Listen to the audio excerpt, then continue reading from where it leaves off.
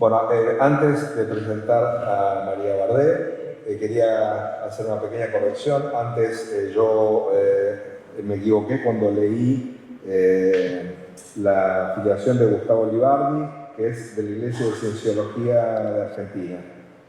Hecha la corrección, gracias doctor Libardi por acercarme la tarjeta. Ahora voy a presentar a María Bardet. María es graduada en 2017 de la licenciatura en Ciencias Antropológicas de la Universidad de Buenos Aires y en los últimos años es disertante en temas de discriminación por motivos religiosos en diversos ambientes también internacionales.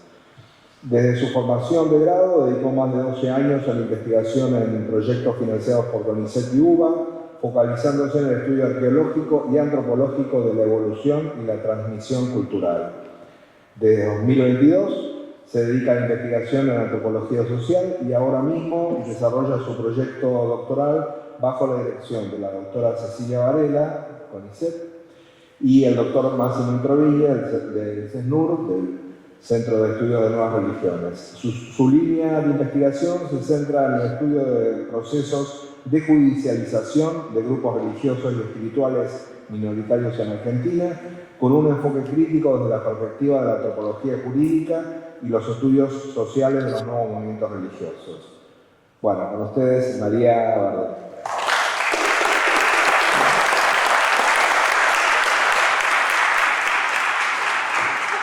Buenas tardes, gracias a todos por estar, gracias a Máximo y a Rosita por haber venido y a todos los participantes por acompañarme en esta aventura. En lo que sigue, yo voy a compartir algunos resultados de mi investigación, en los que vamos a ver cómo esta matriz que Cecilia nos venía contando, una matriz legal e interpretativa de la trata que es expansiva, se fue expandiendo hasta alcanzar en los últimos años a los grupos religiosos y algunas de sus prácticas. No sé si se ve bien. Okay. Desde el 2018 se hizo público el uso de un lenguaje particular en los discursos de los agentes de organismos antitrata. Por ejemplo, en una entrevista del diario Perfil de 2021, el director y codirector de la Protex, que es la Procuraduría contra la Trata y la Explotación de Personas, Marcelo Colombo, dijo que los grupos de tipo secta coercitiva son organizaciones con fines filantrópicos, religiosos o de contención espiritual que reclutan personas y se benefician de su trabajo bajo la apariencia de un bienestar espiritual. Cuando el periodista le preguntó acerca de las víctimas que no se perciben como tales en estos casos de grupos religiosos, él argumentó que eso se debe a su ingreso en un sistema ideológico o espiritual que les impide reconocer su situación de explotación. Lo que él entiende como control coercitivo, también lo vamos a ver como persuasión coercitiva o lavado de cerebro. Es decir, que en estos casos no se concibe siquiera que pueda haber gente que no sea víctima cuando lo está diciendo. En una entrevista de 2023 en la revista Quorum, muy reciente, la fiscal cotitular de Protex, Alejandra Mangano, dijo: cuando creemos que tenemos todas las modalidades y las dinámicas de explotación aprendidas, aparecen nuevas modalidades, como por ejemplo las organizaciones coercitivas, las sectas. Cabe destacar que desde el 2020 los informes anuales de cifras y actividades de la Protex cuentan con un apartado titulado Causas sectas. El último informe semestral del Consejo Federal para la Lucha contra la Trata incluyó, entre otras propuestas, promover acciones de concientización y sensibilización de la población en general acerca de la captación mediante organizaciones coercitivas, también llamadas sectas. Y no es casualidad que luego de este informe, en julio de 2023, se publicara un folleto dedicado exclusivamente a advertir sobre la persuasión coercitiva y las organizaciones coercitivas. En el folleto se define esta como una serie de acciones de manipulación psicológica para controlar la voluntad de una persona o grupo bajo el uso de un tipo de fuerza que no es percibida por el sujeto, agregando explícitamente que ha sido denominada lavado de cerebro en referencia al proceso de anulación de la identidad psicosocial previa, a la destrucción o afectación severa de la personalidad sufrida por una persona sin ser consciente del daño. Todas estas definiciones, vistas en conjunto, a partir de la sociología y de la antropología de los nuevos movimientos religiosos, es evidentemente un derivado de la teoría del lavado del cerebro de una psicóloga estadounidense llamada Margaret Singer y algunos de sus seguidores que siguen hasta el día de hoy. Esta teoría fue rechazada por la comunidad académica y hasta el día de hoy no es aceptada entre los científicos sociales ni tampoco entre los especialistas de la salud mental. Ya en los años 80, incluso la Asociación de Psicología Americana dictaminó que aquella teoría carecía del rigor científico necesario para ser siquiera considerada y que conllevaba un alto riesgo de incurrir en la discriminación y la estigmatización de las minorías religiosas. Luego de esto, Singer no pudo declarar más en tribunales como testigo experto y se fue a Europa a formar algunos académicos que son los que la siguen hoy. Y es que después de más de 5 décadas de análisis, sociólogos, antropólogos y psicólogos confirman que los procesos mediante los cuales los individuos se unen a grupos religiosos minoritarios no difieren de los procesos de las religiones más tradicionales. Entonces, no hay nada de misterioso o de mágico en la conversión religiosa de las minorías. Por esa razón, es una falacia argumentar que ese proceso pueda generar la pérdida de la voluntad o del libre albedrío, más que una conversión a la religión católica o al judaísmo.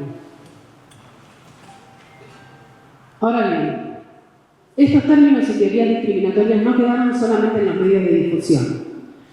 El tratamiento judicial de las causas concretas también refleja la influencia de estas teorías en los tribunales. En un estudio en curso sobre fallos de más de 9 casos relacionados con grupos religiosos y espirituales que estoy haciendo actualmente, encontré un uso recurrente de los términos secta y lavado de cerebro, tanto en las acusaciones fiscales como en palabras de jueces, de agentes de asistencia a las víctimas, de psicólogos y de abogados.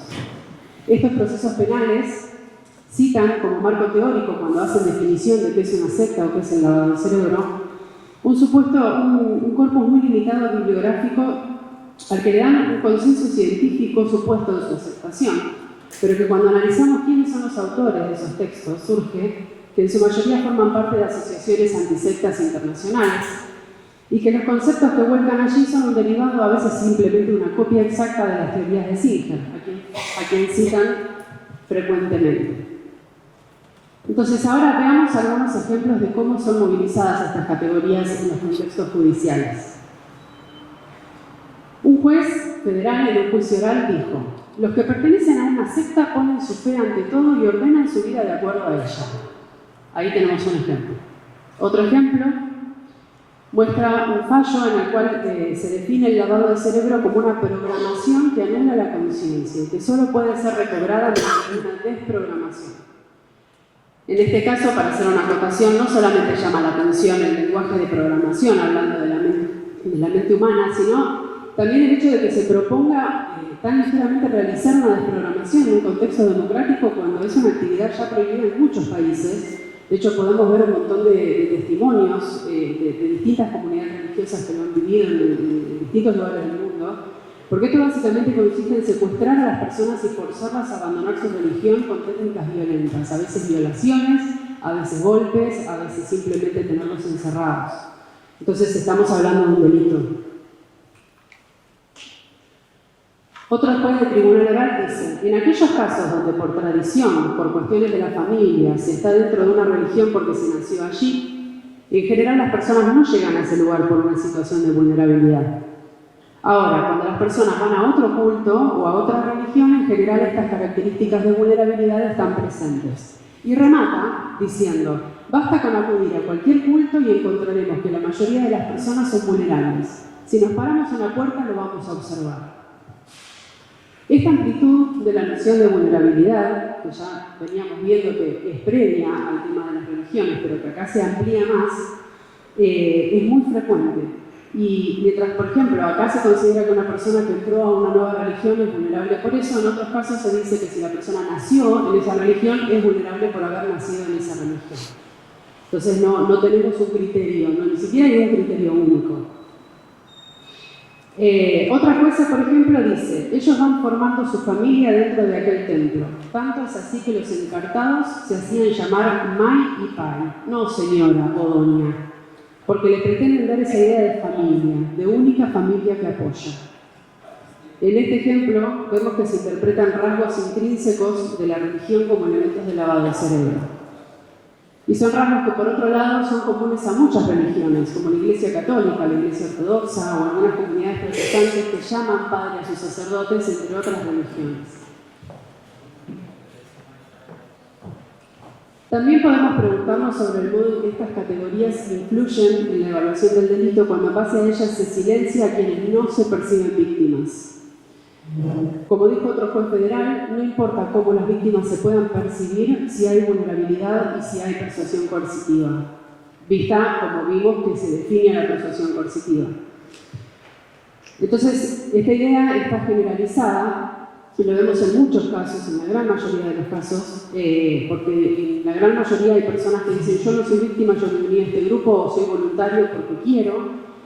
Y aún así se los sigue considerando víctimas e incluso cuando se ordenan pericias médicas que niegan cualquier tipo de problema cognitivo. Y esto lo vemos, por ejemplo, en un caso que es muy famoso, que es el de la Escuela de Yoga de Buenos Aires. Entonces, uno se pregunta, ¿qué rol cumplen estas categorías en los procesos judiciales? ¿Son solamente prejuicios o tienen algún tipo de incidencia? Para la ley argentina, el delito de trata consiste, como decía Cecilia, en la captación, el traslado, la recepción o la acogida y el ofrecimiento de personas con fines de explotación. Se entiende por captación normalmente ganar la voluntad o atraer a la víctima con promesas que luego resultan falsas o de alguna manera de atraerla para luego explotarla sexual o laboralmente. La recepción o acogida es el recibimiento de esa víctima en un lugar donde va a ser explotada o trasladada. Y el traslado es justamente el tráfico de esa persona hacia el destino de explotación. Pero en los casos que yo analicé, se argumenta que la captación consiste en la difusión de las ideas religiosas y en el lavado del cerebro. Por eso, aunque las presuntas víctimas tengan libertad ambulatoria, se las considera captadas porque se unieron a un grupo religioso. El acogimiento, los fiscales de la Protex en varias causas dicen que la mera pertenencia al grupo es el acogimiento de la persona, de la víctima. Y en un requerimiento de elevación a juicio dicen literalmente, existía un acogimiento visto desde una perspectiva orgánica de pertenencia a la escuela. El trabajo voluntario, por otro lado, y las donaciones son interpretados como explotación. Y si un miembro de la comunidad llega a ser ayudado a transportarse para cualquier fin, se lo considera trasladado. Y finalmente, y cerrando un poco con lo que decía Cecilia recién, observamos una ampliación de la noción de vulnerabilidad, porque esta noción está incluyendo ahora también la búsqueda espiritual como una de sus características. Si las personas dicen haber entrado a un grupo porque querían estar en una búsqueda espiritual, porque estaban buscando un propósito para sus vidas, entonces serán vulnerables. Ese es el argumento que se está movilizando. Entonces la vulnerabilidad es una condición categórica que está basada en un prejuicio religioso que no se modifica ni siquiera se cuestiona cuando los testimonios y las pericias contradicen esto. De este modo el papel de víctima se impone sobre personas adultas que pasan a ser tratadas como infantes y que no son escuchadas. Estas categorías están siendo movilizadas y naturalizadas en distintos contextos y con el apoyo de distintos sectores del Estado. Así, en este marco conceptual impregna la manera en que los operadores judiciales están concibiendo el fenómeno religioso en general y puede intervenir en la forma en que evalúan la presencia del delito en los casos particulares, y lo está haciendo, de hecho. A esto hay que sumarle el hecho de que cada una de estas acusaciones hace eco en los medios de comunicación, amplificando aún más la estigmatización y la discriminación de las minorías religiosas. Acá podemos ver que incluso estos términos son plasmados en sitios oficiales, como decía Alejandro recién, en el sitio de fiscales.gov.ar. Algunos tribunales ya se pronunciaron con respecto a estas acusaciones, como el Tribunal Oral de Paraná en la causa de la Iglesia Tabernáculo Internacional de Entre Ríos. Es un caso que fue publicado, de hecho, en muy poquitos medios, luego de haber sido masificado en todos los medios cuando se lo llamaba la secta que trataba a sus feligreses y que los traficaba. En esta causa, durante el juicio oral, las presuntas víctimas, todas en su totalidad, no solamente negaron rotundamente haber sido víctimas de ningún delito, sino que denunciaron que los agentes de asistencia a las víctimas de trata los habían intentado convencer de declarar en contra de sus pastores. Luego de escuchar las declaraciones, el propio fiscal de la causa decidió abandonar la acusación y en su discurso final dijo: parece ser que una vez que se pone en marcha la maquinaria del Estado, esta no se detiene, a pesar de que las pruebas resultaban contundentes en sentido contrario, actuando en base a prejuicios y, lo que es más grave aún, afectando derechos constitucionales. Este fenómeno también fue advertido por varias organizaciones internacionales. Esta es una carta que fue publicada el año pasado en el periódico de Derechos Humanos y Libertad Religiosa Winter, en que también una de estas organizaciones hizo una presentación en el Consejo de Derechos Humanos de las Naciones Unidas advirtiendo lo que está pasando en Argentina. Todas estas advertencias fundamentalmente llaman la atención sobre las violaciones a los derechos humanos que implica considerar actividades de voluntariado religioso como trata de personas, y el tremendo daño que genera no escuchar a las personas que son consideradas víctimas, adjudicándoles una incapacidad para decidir sobre sus propias vidas por el simple hecho de elegir una forma distinta a la de la mayoría. Les agradezco mucho